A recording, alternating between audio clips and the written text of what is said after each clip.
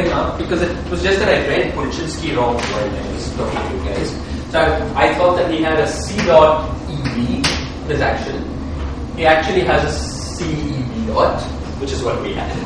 So there was no confusion to clear up. Okay, so our discussion for the point particle last class was accurate. I just, while looking at it just now, in class looked at it. Fine. Okay, so now, so in today's class we're going to go on. Now we're going to generalize our discussion of this point particle, of the point particle to the string.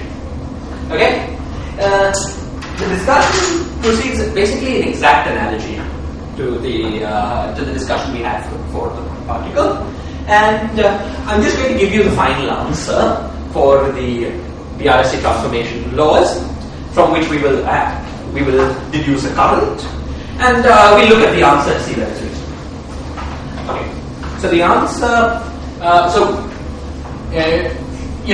I'm going to give you the final answer, by which I mean I'm not going to go through the intermediate step of introducing metric and the Lagrange multiplier and integrating out, just the final answer. Okay, so first we have to say what dx mu is. So remember, dx mu changes under the gauge transformation.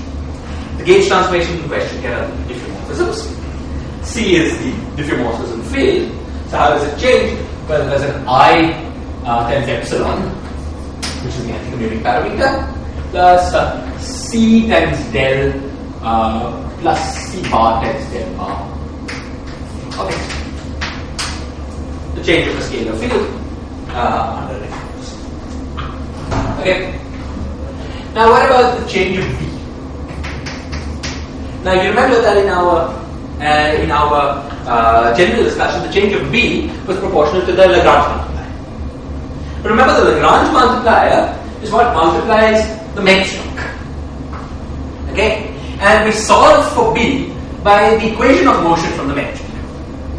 So, when you differentiate with respect to the metric, you get two terms.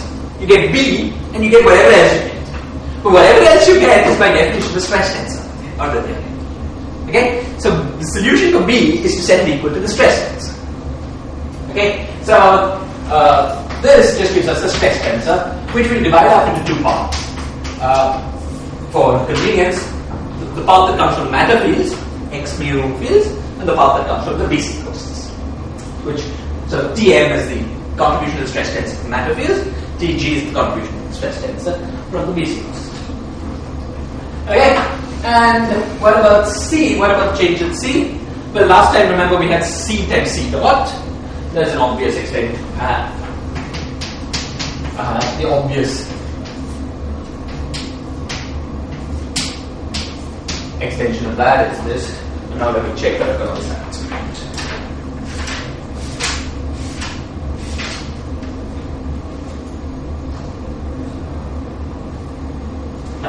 There was no half because there was a half in F, but then F had two terms. Cancel half.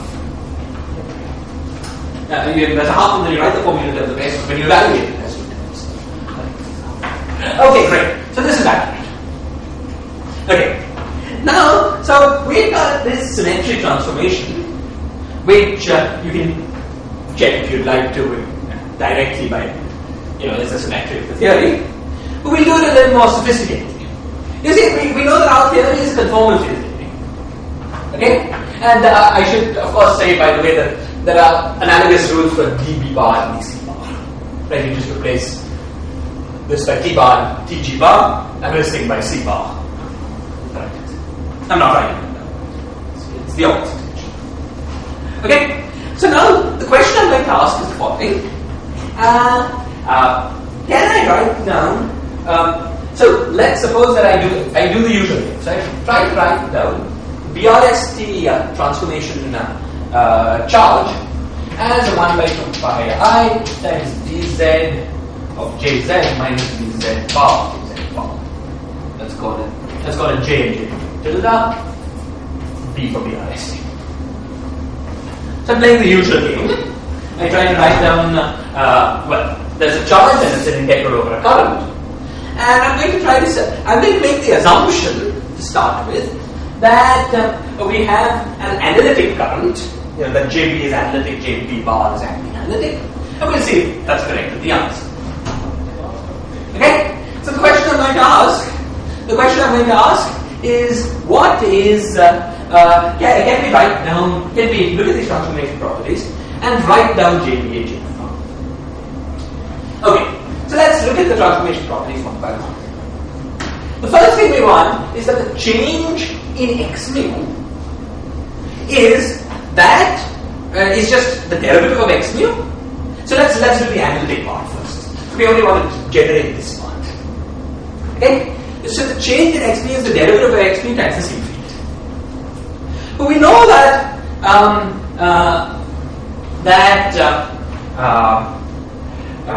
we know that on general grounds that the change in a field is obtained by looking at the pole, the residue of the pole between the generator in question and the field. We've derived this and used this many times. Okay, so we want some term in JB such that the product of this term and x mu has a pole which is C times del x. Okay, but we know what that is. It's C times the stress tensor. Because we know that the stress tensor acting on any function of the matter fields has a polar part which is derivative of that matter field. That function of matter fields divided by pole. In particular, we know that it's true for x.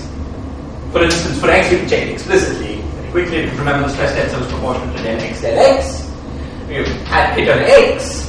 Xx was a log. Del xx gives you the pole proportional to del x. The rest is proportional to del x. Yeah, but we would also want a C bar. We would also want a C bar. I'm just doing the analytic part. So that will come from J bar. Oh, yes. Okay? So I'm just trying to find the analytic part of this J piece. Great. So we've got one piece in the BRST currents. It's C times C max. Okay. Now what? Now let's move on here. Whatever else we have shouldn't have any non-singular OP with matter fields, because we've already got all the transformation of the matter fields from this part. So the simplest assumption to make is that all the remaining parts are functional of the coast fields. Okay, so we want the coast fields to have this property. Okay, so now to get this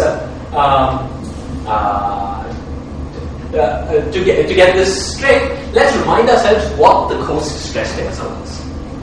You remember we worked this out in generality when we studied the BC system, and we worked out that in general it was Tg was equal to del B times C minus lambda times del of BC. In our situation, as we've discussed, lambda is equal to 2. Can somebody remind me why lambda was equal to 2? It's a simple way of saying lambda had to be equal to 2. So lambda equals 2 gives way 2 to B, it's minus 1 to C. Why is that the correct answer? The conformal invariance if you look at the vertex operators, they have to be 1-1 in order. Or you have to have 1-1 weight for conformal invariance. So you're saying the C insertion gives you weight minus 1. Yeah, but maybe the simplest thing to say is that in our derivation of what B was, remember B was something with 2 analytic indices at the bottom, and therefore it weight 2. Whereas C was something with 1 analytic index at the top, and therefore it weight minus 1. You remember C was a vector field, B was a 2-tensor. That's the source of the minus 1. That's the basic source.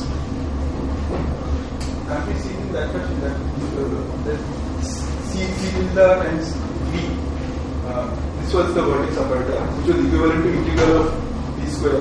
Yes. So if it had to be I agree. If it had to be consistent, this had to have weight minus 1. But you see, that's the consistency of the final answer. Where in logic did it come from? It came from this index structure. Right? You remember we wrote this action in terms of B with lower indices, C with upper indices, and saw that the action was explicitly Weyl invariant. So the weight under conformal transformations, which in general is a weight under diffeomorphisms plus Weyl transformations, was purely the way that differential orbitals, which now is then just given by counting next. And that was our derivation. Okay, fine. Anyway, so the course system under consideration. I should have said, by the way, that this room was needed at 3:30, so it's going to be a brief class. So we should hurry it. But anyway, yeah. There's some chocolate, something. Okay. Okay. So the course system in consideration have this stress tensor. So let's see. So what we want for B, for the change in B, is that del B is equal to, let's drop the I epsilon. So what we want for the pole, so we want JB times B to have pole, and I'm writing on just pole please. We want that to be, so now let's simplify it. So this is del BC with a -1, -2 B del C. And we call the Z and the 0, we want this here, we got the Z. So W.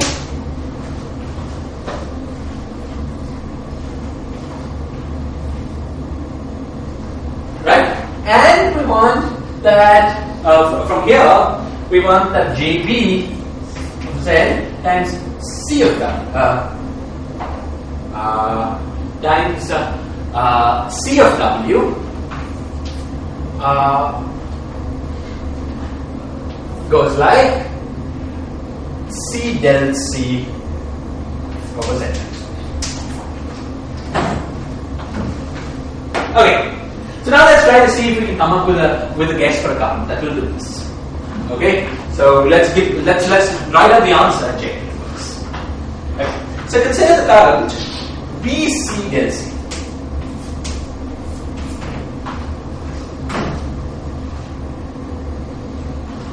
Okay, also this thing had to have, of course, the,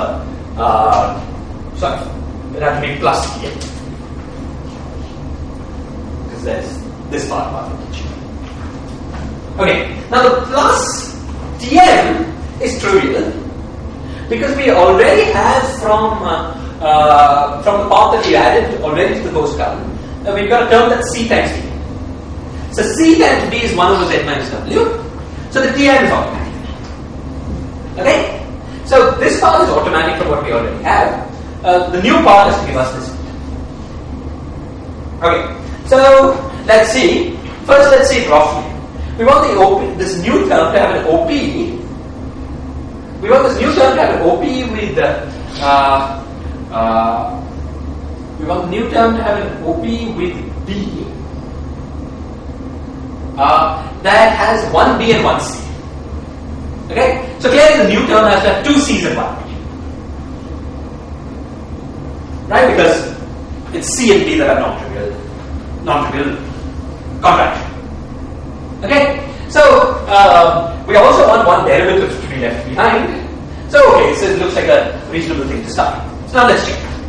So let's check. So what we want to do is to look at BC del C at Z acting on B at W. So what does the OP look like? Well, so we have two possible contractions. You can have either this guy contracting or that guy contracting. Let's do this guy contracting that has no minus sign. But it has 1 over Z minus W the whole thing squared with a minus sign, because they're differentiating produces a minus sign, times BC at Z. Okay? Now what we are interested in is the pole, which goes like Z minus W, and we want the operators to be expressed at the point W. Okay? So we need to cancel 1, 0. So this gives us, the contribution from this contraction, first contraction, is equal to minus del of BC by Z.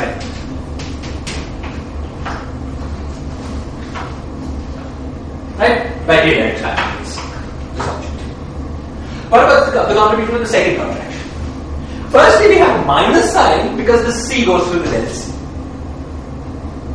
Okay? But then there's nothing else. It's B del C times 1 over Z minus W. and there's the minus sign because the C is constant. Let's see. It's the sum of these two. So we add them up, and what do we get? We get minus B del C with a factor of 2 minus del BC.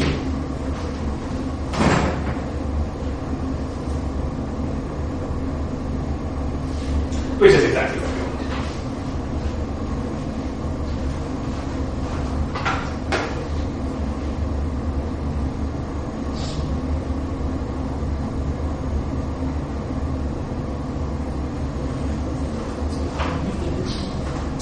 I added, this term is del of B times C. I added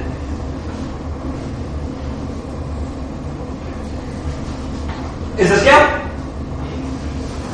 Okay, so the second first contraction was this, the second contraction was this, and so the integers are decided. So if we're keeping track just of the polar part, we've got exactly what we want. This is clear? Okay, let's also check that this thing does the right thing with C.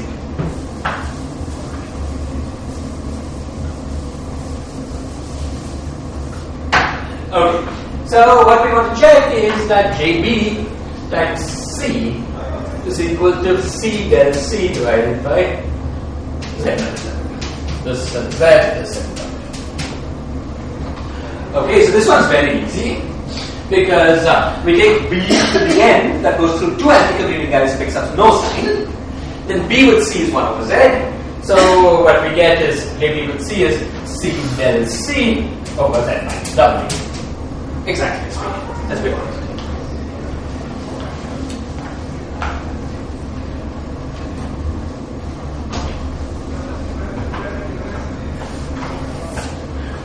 Okay, so that's it. We've got the form of the current because we've got a current that has right poles with everything. So that's a fine current. So provisionally final answer is that JB is equal to C times T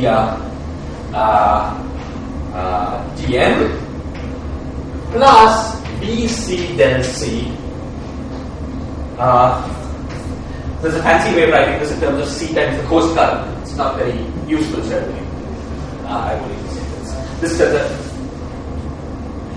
This is well, forget. This is the same thing as C times the coast stress tensor divided by 2.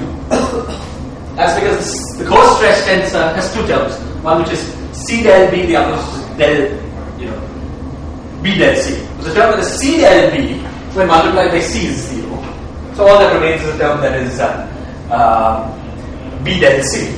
And then, so that's clearly proportional to the coast stress tensor. The fact that happens to be half. But it's not very useful. So okay, let me just write it down. It's Tm plus Tg Ctg by 2. That's not very useful. Okay, now as far as transformation properties go, as far as generating the right transformation properties go, there's nothing more to say. However, it turns out to be convenient to add a total derivative to this definition. Okay, because it's a total derivative, it doesn't affect the QBRXT charge. Again, because it's a total derivative, precisely for that reason, it never affects the pole terms in the OPE. Right, so let me write down first what the total derivative is.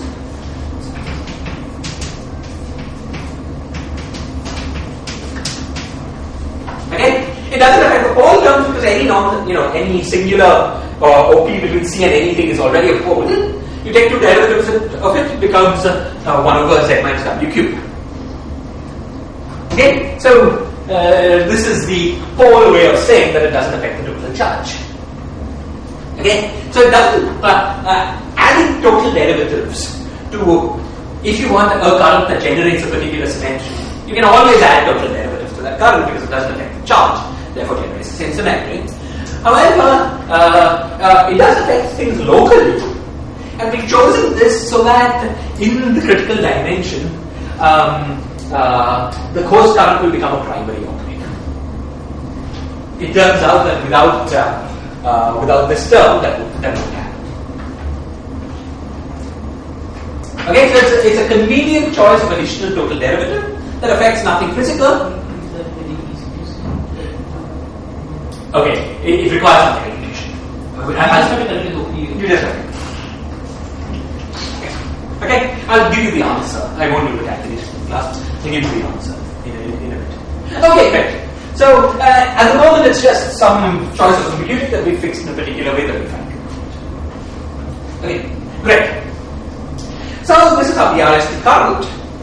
And now we can ask, is this current conserved? Is the current conserved? Well, the answer is obviously yes. Why is it obvious that it's conserved current? Somebody?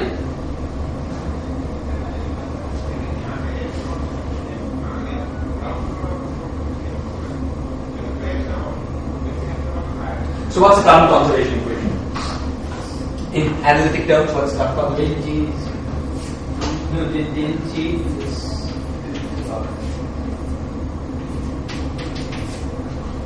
Okay? So why is it obviously conserved? because holomorphic. Because every field here is holomorphic. It's a product of holomorphic fields, therefore it's a holomorphic current.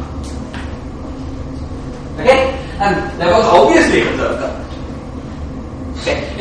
When you work out the same algebra for J bar, that's obviously an anti-holomorphic current. Okay. So without saying anything else, this is a conserved charge. It's very nice. It's a nice operator. But there are a few more things we want to ask about. The most important of these is the question of whether Q squares is zero. Okay. Now, how do you address it? Given a current, how do you address, if you know the currents of a charge, how do you compute, well, Q is an anti-commuting object, so the square of the operator says the anti-commutator of the operator with itself. So now what calculation with currents can you do to compute an anti-commutator of two charges?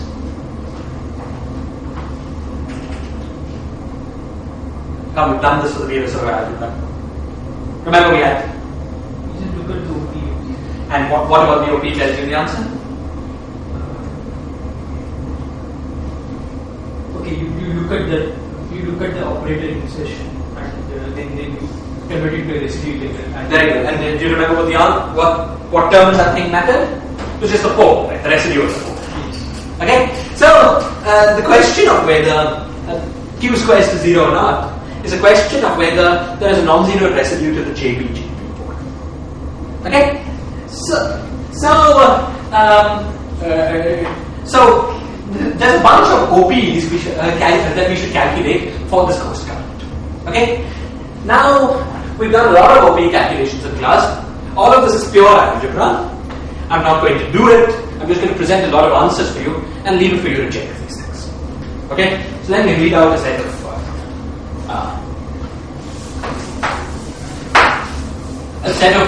OPs that we will sometime through this course find useful. The first one we've done part of it. We've computed the pole parts, but it will at some point be useful to have all the singular terms. So let's look at JB times B. You remember we've already found that the pole part is 1 by Z. So this is at Z and let's say 0. Okay? Already found that the pole part was 1 by Tm plus Tg. 1 by Z. But there were more singular terms and there's like cube plus J G, the ghost current, by Z squared. Okay, can somebody tell me what the dimension of the left hand side is? What is the dimension of JB?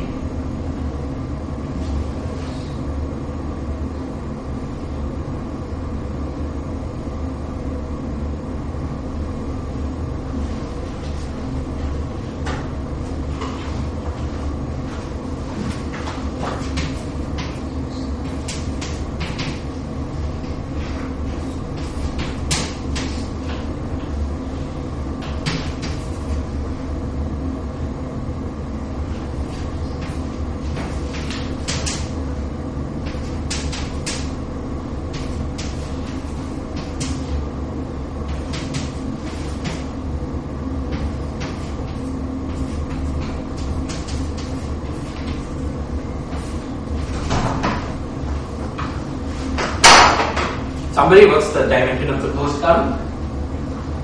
What is the dimension of any result?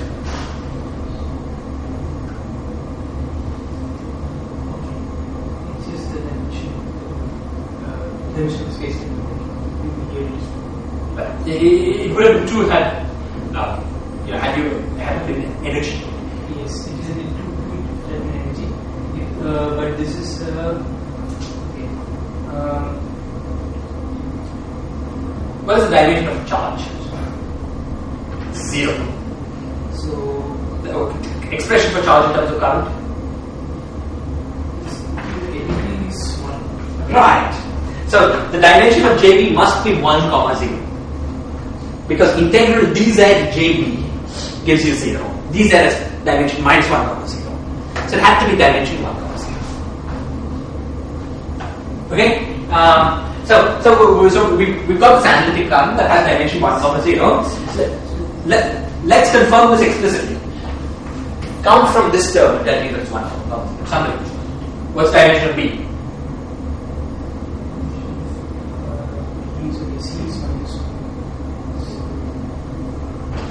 Give me all that. 2 is minus 1. B is what? 2. 2. C is what? Minus 1. Del C is what? 0. Good. Add them up. 1. What about C times Tn? Tn is 2 C is 1. Okay, good. Fine. What are the dimension of all terms on the right hand side?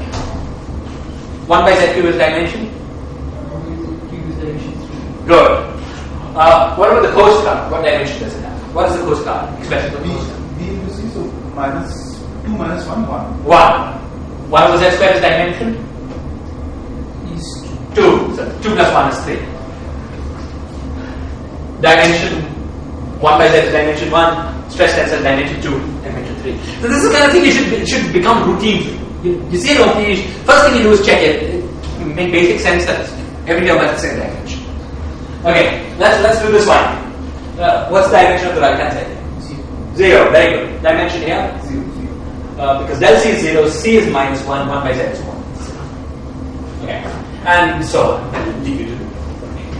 Okay, so these actually are very easy to derive.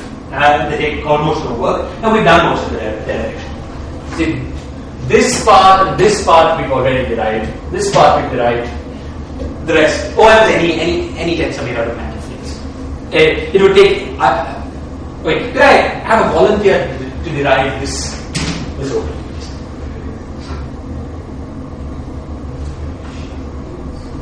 OM, sorry, is a primary operator made out of magnetic fields of weightage.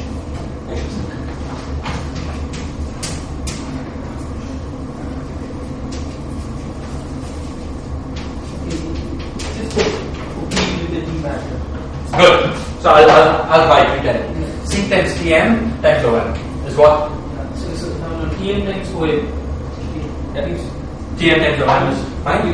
Gives you So but this is what I wanted eventually, right? JB, which is okay. So let's put this as Z. Let's put this as W. And now this is what?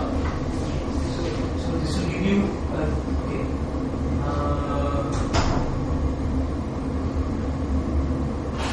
First H. Good. H over Z square. Over Z minus W square. Good. Okay.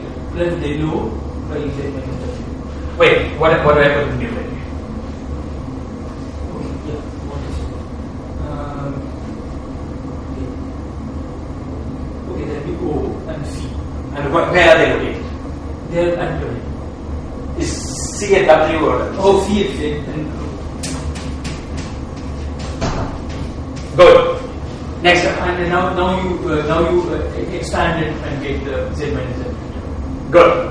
We'll do that. And next one is And the next term is C and Z, and then del O and W, and then perfect. Okay. And now, as you say, we Taylor expand this, then we get a del C, which has a pole, which is H times O. Okay, so it's all that simple. We've done this 100 times. We must start getting used to this. Okay, I could ask you just. Well, okay, we're wasting time, so I won't ask you. Okay, good. So let's move on. there's one OP that will be the two algebraic factors. So they generate the first term. What? This also gives the first term, h over z square. Yeah, exactly. Just gives the whole thing. Does somebody want to do one more OP just for practice? Okay. Okay, do it after class. Then there are two more facts that will be algebraically useful for us. Okay. Well, first let me write down the last OP that's important. Oh, the last two OPs that are important. JB and Z, JB and W.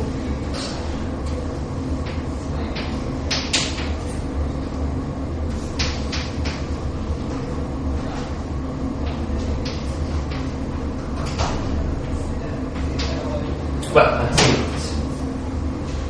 let's see every operator is at 0 minus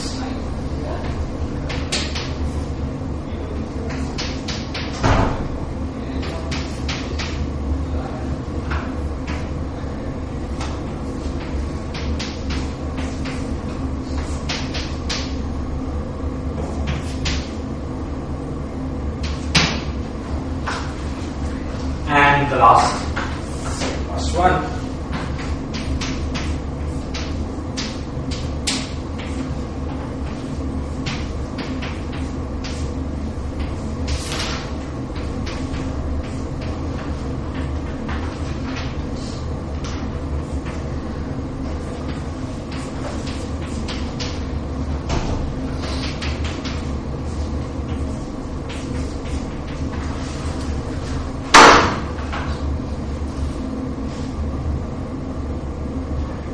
Okay? Now I'm not going to try to do any more deriving of these OPs. Okay? Let's just take these answers as given and examine them. The only important thing to look at in this OP is the coefficient of the pole. The coefficient of the pole has this term Cm, the matter central charge, minus 26. Okay? So that tells you that while classically, you can check that the transformation rules that we specify, classically squared to 0. While classically this is Q is something that squares to 0 in any dimension. Quantum mechanically, Q squares to 0 only when the matter central charge is 26. So from the BRST point of view, this is another way of getting the critical dimensions. Okay? The BRST current squares to 0 and defines a good cohomology problem only in the critical dimension. Okay, you'll see as we go on, everything works only in the critical dimension. If one thing fails, well, it's no surprise that everything fails. Okay, correct. There's another related statement. Okay, there's another related statement that will be important for us, and that's this. You remember when we studied the ghost current, for instance, we found the back current was not quite. The back current was not quite a conserved current. Well, it was in flat space. It was in flat space, but it wasn't quite in curved space because and that was related to the fact that the TJOP didn't have only a 1 by z squared piece, but also had 1 by z cubed piece. Okay, we had an exercise in which you were supposed to relate this 1 by z cubed piece to the failure of current conservation in an arbitrary curved space. It's quite a general statement that the only way that a current can be conserved in an arbitrarily curved space is if it's a primary operator. Okay? So, this OP here has the Cm minus 26 over 2z to the 4th. Okay? Which would make this a primary operator if it was non-zero, but in the critical dimension it's 0. The remaining part is that of the OP with a primary operator. Okay. So in the critical dimension, J is a primary operator of dimension 1, and therefore is a conserved current on any manifold. This will be important for us because we will be when we do string theory on higher genus Riemann surfaces, we will require that we have a conserved ghost current, not just in flat space. Okay, so we've seen two interesting things from the OPs with ghost current. Firstly, Q squared is equal to 0, though this works only in the critical dimension. Secondly, the ghost current is the primary operator of dimension 1 over 0, though this also works only in the critical dimension. Okay, so that's all I want to say about. I think that's all I want to say about the coast current. Oh no, okay. There's one more thing I want to say.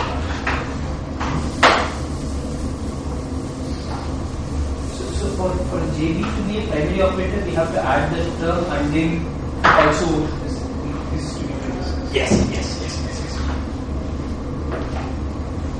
Yeah. Okay. So the last thing I wanted to say was just an algebraic fact. Well, maybe I should say two more things. Well, first let's look at this algebraic fact. Okay, we've seen that JB with B has a pole part, which is dm plus dg by z. We also know that the anti-commutator between two fields is related to the residue of the pole. So this statement directly translates into QBRST anti-commutator B, B0, which is the charge of the B current. Okay, B0 is equal to LM0 plus LG0. Okay, and by appropriately multiplying both sides by z to the appropriate power, it also implies this anti-commutator. Also implies that QB times BM, let's call it N, is equal to LMN plus LG.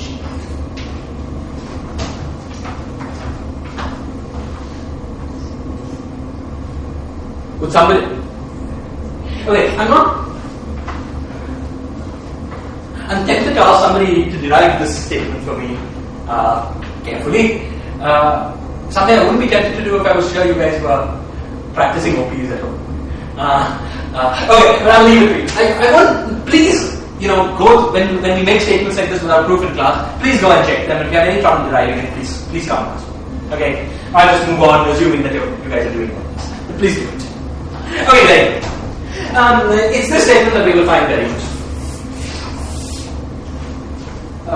immediately in our discussion.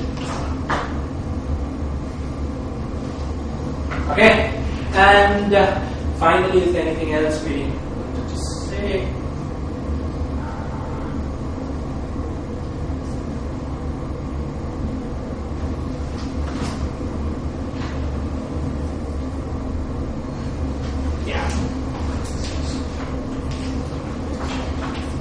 Okay, nothing for now. Okay, sounds good. Okay, so let's move on. So now the next thing that I wanted, okay, questions, comments, about anything. Okay, now the next thing I want to do is to move on to a consideration. You see, this whole BRST quantization business. A central element in it is the recovery of the physical spectrum by the construction of BRST cohomology. Okay? So now, in the remainder of this lecture, may not get over in this lecture, what I want to do is to prove for you that the BRST cohomology on the world sheet of the string is isomorphic to the spectrum we obtained from light cohomolization. Okay? This proof, plus certain extensions that we will also explain when we study in more detail the S matrix, okay, has a fancy name. It's called the no-host theorem.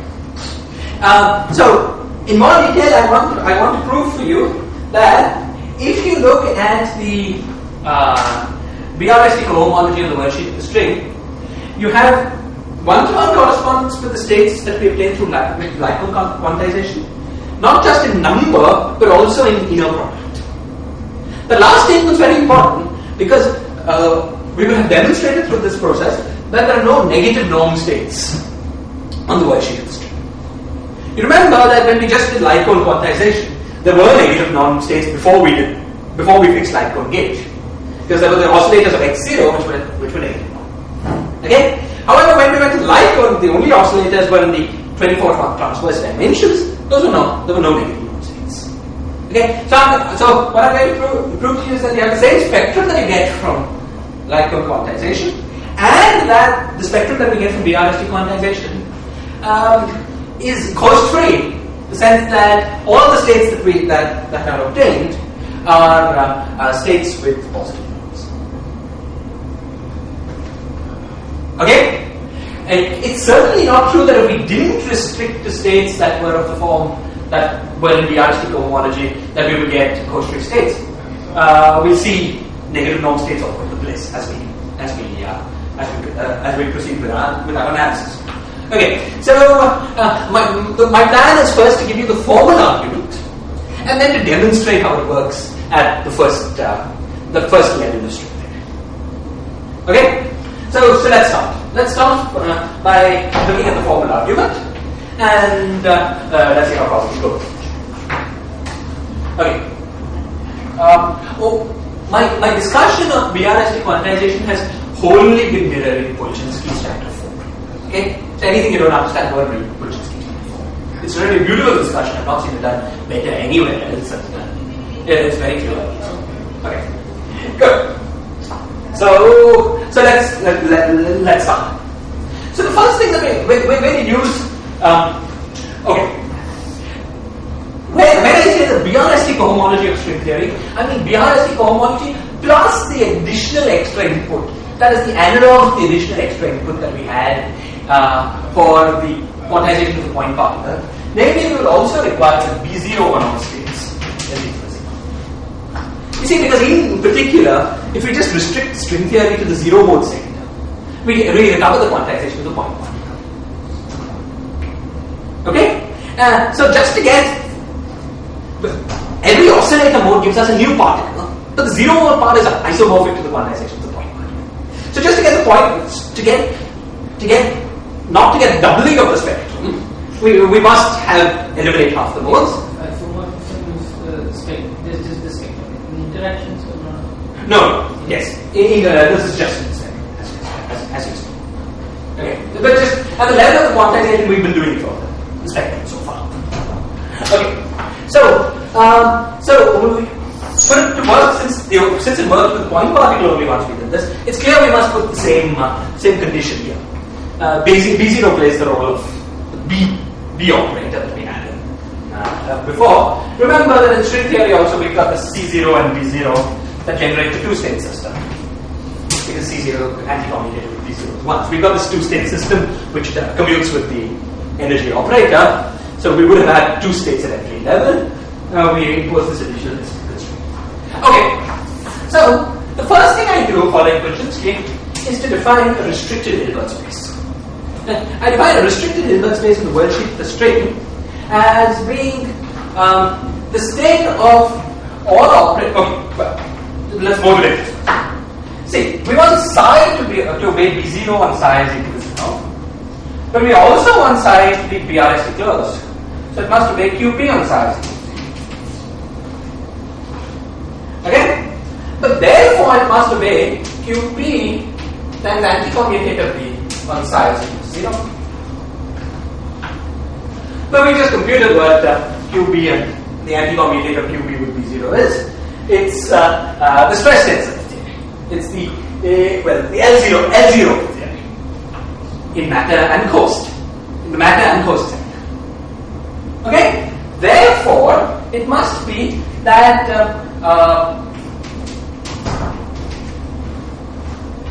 L0, where by L0 I mean L0 matter plus L0 coast, okay, on psi is equal to 0. Okay? So, let me do the following.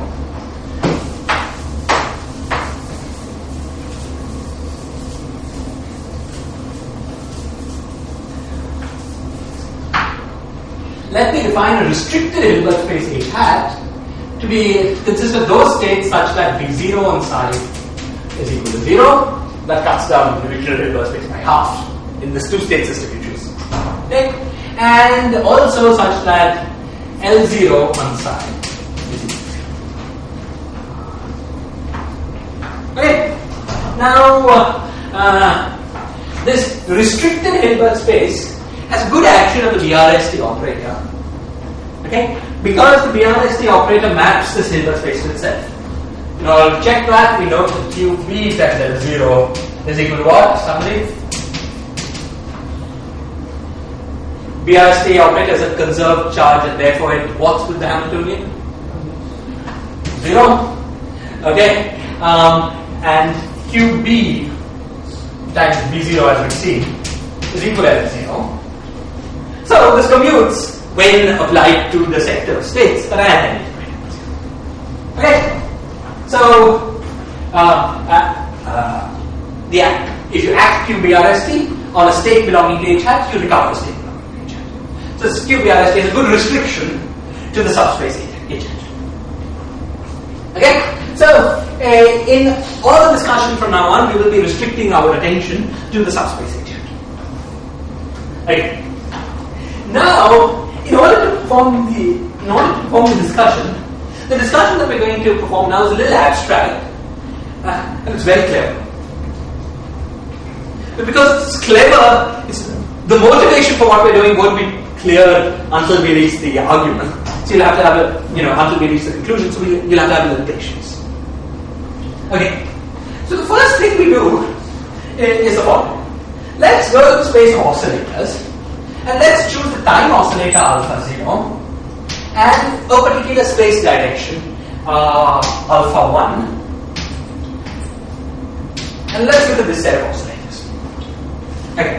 Now we make linear combinations of these oscillators. So we define alpha 0m plus alpha 1m, and then probably 1 by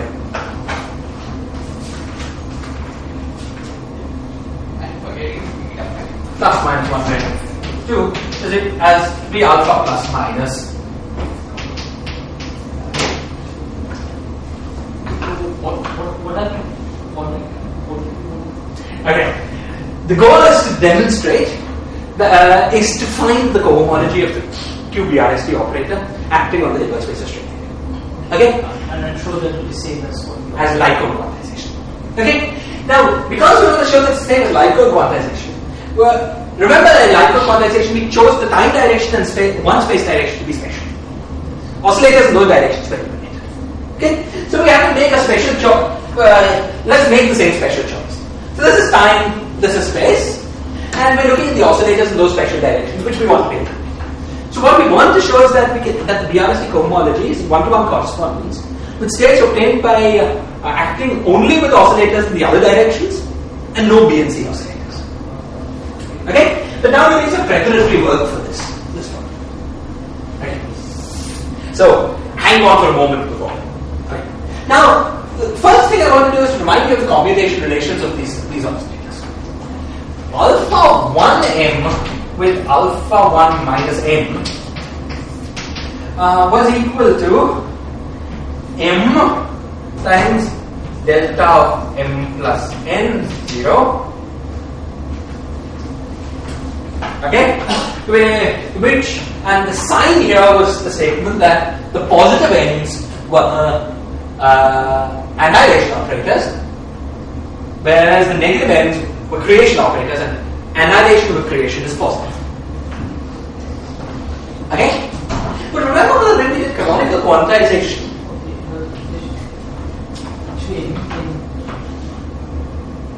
no. M should be equal to minus. M should be equal to minus, which is delta f n c naught. But remember the normalization of oscillators was such that m is equal to minus n. Thank you. Thank you. Okay. Okay.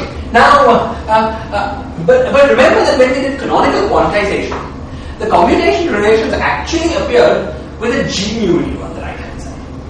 Okay. So now we're back to working in Minkowski space because we want time to be special. So we write down the same relations here for alpha 0m and alpha 0m. We get the same thing with minus 7.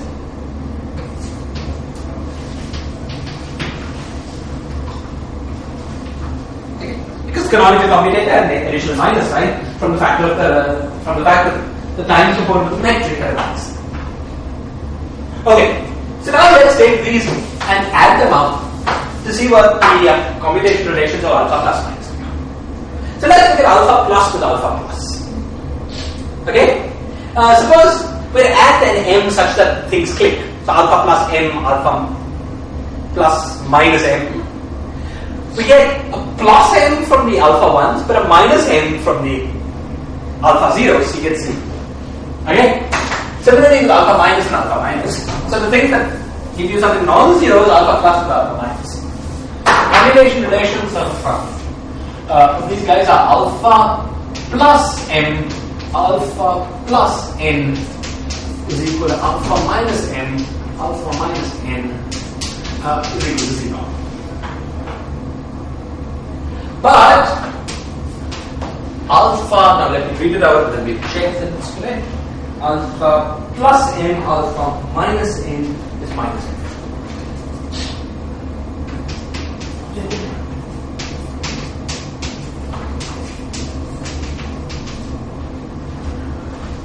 Okay, let's check that. In general, alpha mu, alpha nu will just give beta mu. Yeah, we're just right. That's Beta plus is beta minus. exactly. That's exactly. That's another better way to say it.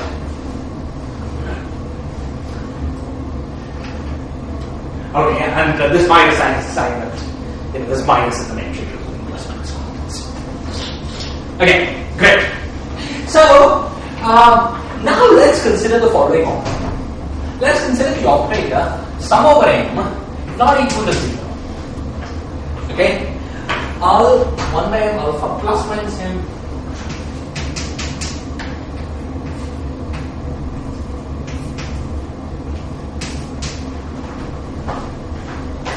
this operator has a name, it's called HLC.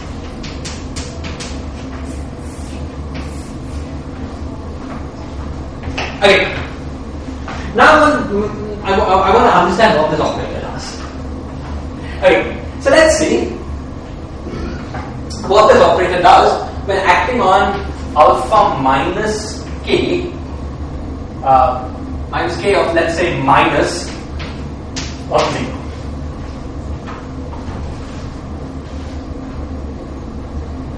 Okay, so It's a kind of number operator.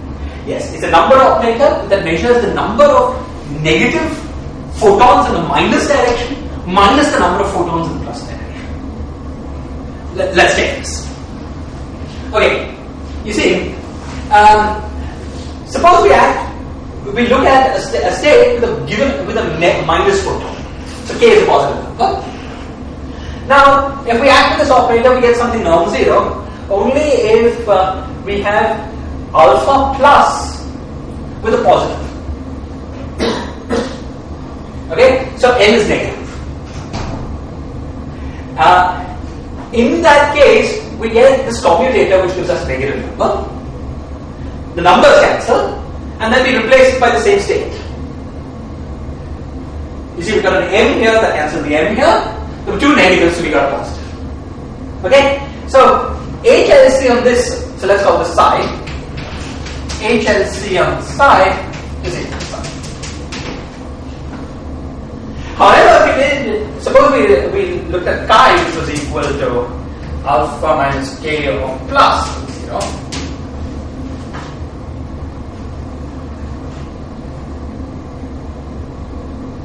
Okay, you can convince yourself to get the same thing but with the opposite sign. Okay, so HLC on chi is equal to minus chi. Okay, and in general, what this operator does is measure the number of minus photons minus the number of plus photons. Okay. Now, actually, this operator is very close to being the boost generator. The generator of boosts on the worksheet of the string. This plays no role in what we're doing, so I won't analyze it in detail, but I recommend you do the following exercise. Compute the Noether charge corresponding to the generator boosts in the 1, 0 direction on the worksheet of the string and compare it to this operator. Okay. You find that after an overall constant, it's exactly this except for one fact. You You see, here we demanded that M was not equal to 0. Okay? The generator of the Noether charge that generates boosts in the 1, 0 plane includes contributions from the 0 mode system. So it doesn't have this M not equal to 0. Doesn't have this M not equal to 0. So apart from the contribution of the 0 mode, this is essentially the Lorentz generator for boosts in the 1, 0 plane. Okay. Now, so let's move on. Though we don't have much time. Okay, let's move on.